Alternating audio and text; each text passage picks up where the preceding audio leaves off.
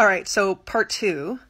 So when I think about what it looks like to care for a team member, it means to care for them as a whole person, not just for the role, and not just for what they can do for the organization, but that I'm invested in them and I care about who they are. I care about what's important to them.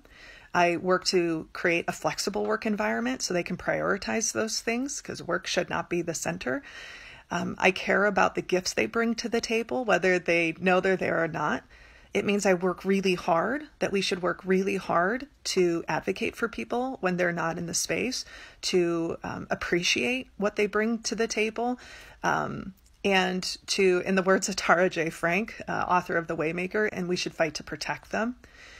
And caring to me also means that I balance, right, my love for them with also the expectations, right? Caring means coaching. Caring means giving and receiving feedback. Caring means working really hard to create a psychologically safe environment where everyone can be brave and everyone can take risks.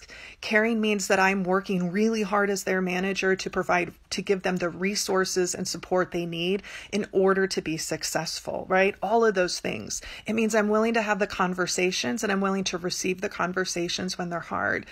So one of the things that I often hear from folks when I can hear them say, well, what if I care too much?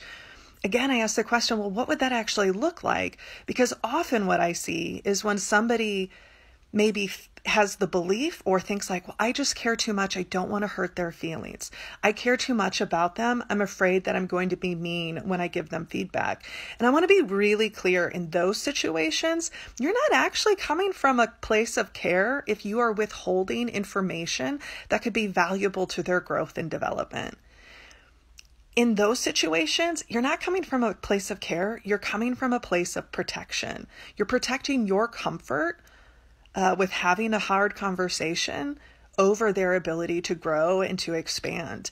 And so there's lots of ways we can explore this. And, and I'm curious to hear from you, what would it look like to care too much?